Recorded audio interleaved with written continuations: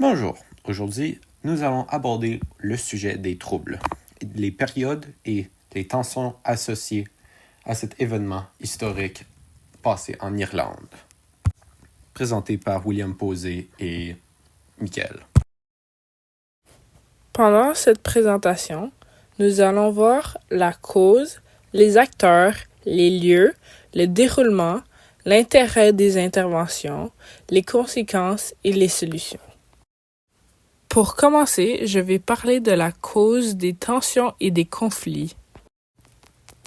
En 1550, Henri VIII colonise l'Irlande et apporte des colons britanniques dans le nord de l'île. La majorité s'installe dans la province du Nord nommée Ulster.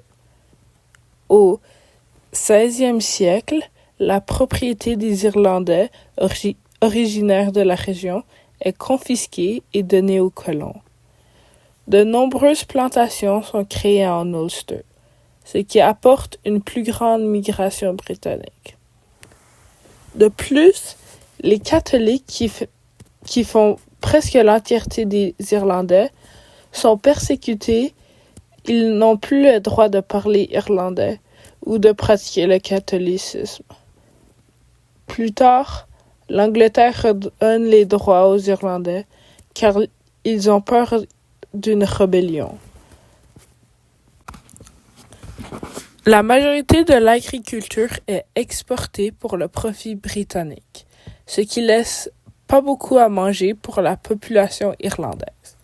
En 1846, la mildiou tue les plantes de patates qui sont la base d'alimentation irlandaise et la famine survient. 1/7 de la population meurt et un autre quart fuit pour aller aux États-Unis. L'Angleterre aide à peine. En 1860, des Irlandais réclament une autonomie limitée, tandis que des unionistes sont contre le changement. Après la Première Guerre mondiale, il y a une insurrection pour les droits de la population irlandaise. Elle est rapidement et brutalement terminée par des soldats britanniques, ce qui sert un peu à radicaliser la population contre l'Angleterre. En 1918, un parti indépendant est élu et déclare l'indépendance de l'Irlande, ce qui cause la guerre avec l'Angleterre. L'Irlande gagne la guerre, mais l'Angleterre garde la province d'Ulster car la majorité loyaliste veut rester sous son contrôle. L'Irlande reste une dominion de l'Angleterre dans les années 30 et 40 avant de devenir une république. Pour continuer, je vais maintenant parler des acteurs. Dans le cas de l'Angleterre, il était l'ancienne métropole de l'Irlande et dans le conflit cherche à retrouver l'Irlande sous son contrôle pour avoir plus de pouvoir et de territoire. Les loyalistes, aussi appelés les unionistes, sont presque tous des descendants des colons anglais qui s'étaient établis dans le nord de l'Irlande. Majoritairement protestants, ils sont loyaux à l'Angleterre et veulent rester sous leur contrôle, et aussi presque tous des résidents de la province d'Ulster. Les républicains, aussi appelés nationalistes, étaient eux les descendants d'Irlandais qui étaient là depuis de génération en génération. Presque tous catholiques, ils sont minoritaires en Ulster et représentent 1/3 de la population. Et ils veulent l'indépendance de l'Irlande face à l'Empire britannique. L'IRA, ou l'Armée républicaine irlandaise provisoire, est une milice armée constituée majoritairement du tiers de la population de la province de Ulster qui n'est pas loyaliste. Ils combattent avec des armes faites à la maison et sont contre la séparation de l'Irlande et l'Irlande du Nord. Ils sont aussi vus par la communauté catholique de l'Irlande comme leur seul combattant. Maintenant, on va passer au lieu et au déroulement. La bataille de Bogside a eu lieu du 12 au 14 août 1969 dans Bogside, la banlieue de Derry ou Londonderry si vous êtes nationaliste. Il se passe ce que de nombreux considèrent l'événement qui marque le début des troubles. Une marche pour les droits civils des catholiques de l'Irlande du Nord tourne violente quand l'armée britannique arrive. L'érection des murs de paix en 1969, après la bataille de Bogside, se passe majoritairement à Belfast. Les murs de paix sont d'une hauteur de 7,5 mètres. Ils étaient originalement supposés être temporaires, mais ils ont été gardés à cause de leur efficacité. Ils ont été installés entre le nord de l'Irlande et le reste de l'Irlande pour empêcher la violence. Certaines statistiques disent que jusqu'à 67% des morts durant les troubles se sont passés en dedans de 50 mètres de ces murs. Bloody Sunday, le 30 janvier 1972, dans la même ville que la bataille de Bogside, sûrement l'événement le plus connu des troubles, il commence avec un proteste pacifique de l'internement irlandais par les Britanniques. Des soldats tirent dans la foule, ce qui résulte en 13 morts. Après cet incident, de nombreux habitants républicains d'Ulster sont radicalisés et quelques-uns d'entre eux décident de rejoindre l'IRA. La suspension de l'Assemblée de l'Irlande. Le 24 mars 1972, le gouvernement britannique décide de suspendre l'Assemblée de l'Irlande, ce qui leur donne le pouvoir de faire toutes les décisions importantes de l'Irlande et cause beaucoup de frustration pour les nationalistes, ce qui intensifie la guerre. Bloody Friday, le 21 juillet 1972. 22 explosifs sont détonés, surtout à Belfast dans le centre-ville, mais aussi sur la ligne de train qui connecte Belfast à Dublin et à Dublin lui-même. 9 personnes sont tuées. L'accord Sunningdale, le 9 décembre 1973, à Berkshire en Angleterre. Le Conseil de l'Irlande est créé, ce qui donne un pouvoir de décision au gouvernement de l'Irlande et un référendum est créé. Les loyalistes protestent cet accord en raison du fait qu'ils préfèrent le gouvernement comme il était avant. Cet accord veut aussi dire le partage du pouvoir du gouvernement de l'Irlande et britannique. 5 mois plus tard, l'accord ne tient plus. Le cessez-le-feu de l'IRA. Le 31 août 1994, au Fernhill House à Dublin, en Irlande, l'IRA annonce un cessez-le-feu à minuit, ce qui permet de paver le chemin pour de nombreuses négociations à venir. L'accord du Vendredi saint, le 10 avril 1998, est un traité de paix signé par de nombreux groupes inclus dans la guerre, de niveau national autant que de niveau municipal. Le signe. Il n'est pas le premier, mais il est le plus détaillé. Il décrit un gouvernement où les unionistes et les nationalistes ont un pouvoir égal et que tout le monde a des droits humains.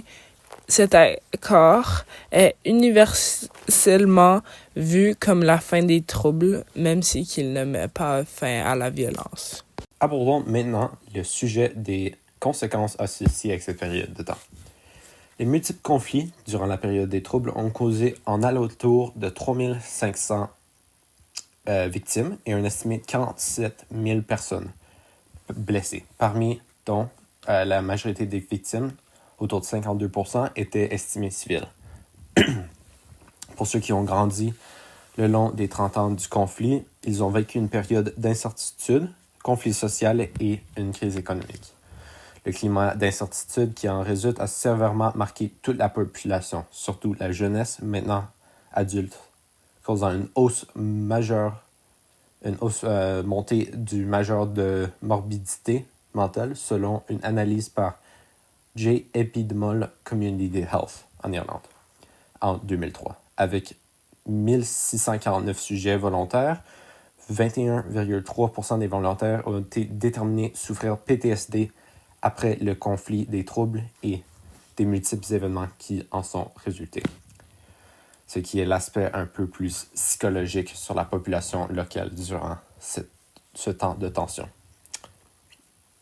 Surtout dans la période, on a les actions terroristes ou plusieurs attentats qui ont été performés par les différents groupes associés, dont les bombardements par les groupes paramilitaires de la période, comme l'IRA, l'UDA et l'UVF.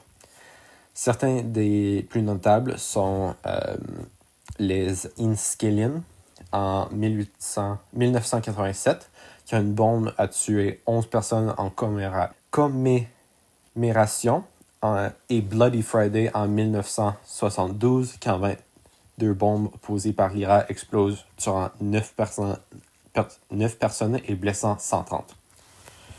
Dernièrement, un des événements les plus fameux, tellement qu'il en méritait sa propre chanson, est arrivé quand une protestation et une manifestation sont interrompues par l'armée britannique qui tira sur les manifestants, tuant 14 et blessant 15, un événement notablement appelé Bloody Sunday. Suivant tous ces conflits, c'est la création d'une grande instabilité politique, débutant avec la suspension du Parlement nord-irlandais en 1972 par les Britanniques, qui en place l'administration de l'Irlande sous Londres pour le futur. Une action qui exaspère les ressentiments des deux communautés qui commencent toutes à se sentir marginalisées. Cela renforça la ségrégation sociale et géographique entre les deux groupes, au point que même de nos jours, certaines zones de Belfast et Derry restent séparées par des murs de la paix pour prévenir des affrontements. Tous ces événements majeurs qui se sont produits durant ce temps de période a sévèrement affecté la population. Et de nos jours, toujours demeurent les tensions entre les deux groupes associés. Bref, il est évident que pas tous les problèmes sociaux entre les deux groupes sont résolus, même avec l'accord de la paix signé marquant la fin de la période des troubles qui dura 30 ans. J'ai fait de mon mieux pour essayer de trouver des solutions possibles qui seraient plus vis-à-vis de la population et possibles à la place de devoir complètement reconstruire un système politique. Quelques-unes de mes idées que j'ai déterminées pourraient être possibles, ce serait une installation d'écoles de groupes pour encourager l'interaction entre les jeunes catholiques et protestants dans un environnement raisonnable et contrôlé, comme une école et des programmes mis en place pour réduire les tensions entre les deux groupes dans les générations futures, en les ayant en cohabitation et co-interaction. Ce serait similaire à les écoles mixtes durant la période où la division raciale était toujours un événement clé majeur. Ceux qui ont grandi, blancs et noirs, dans les maisons, ou pas dans les maisons, mais dans les écoles co-couleurs, comme on pourrait les appeler. En Amérique, on prouvait qu'ils étaient avait une beaucoup moins grande tendance de racisme social entre les deux groupes. Donc, techniquement, avec une approche similaire entre les deux religions différentes, on pourrait déterminer qu'une réaction similaire pourrait être attendue. Une autre action plus possible, ce serait mettre en place une commission de vérité et de réconciliation. Similairement à comme on a au Canada avec les événements qui se sont passés avec les Autochtones et les écoles pas trop gentilles. Par contre, pour celui-ci, on pourrait avoir des investigations plus indépendantes. Une commission indépendante pourrait enquêter sur les événements encore controversés dans les troubles, en impliquant toutes les parties en lien, les victimes, les familles, les anciens combattants, etc., tous ceux qui étaient affectés par la situation. On pourrait avoir des reconnaissances des souffrances entre les deux groupes, offrir des excuses officielles aux familles, des victimes, quoi que ce soit des actes paramilitaires ou ou de ceux des groupes britanniques. Par exemple, l'événement de Bloody Sunday. Cela permettrait de combler un peu plus le vide émotionnel laissé par l'injustice et encourager une guérison collective entre toute l'Irlande, à la place de les ayant toujours côte à côte sans qu'ils soient tous en accord. Merci d'avoir écouté notre présentation.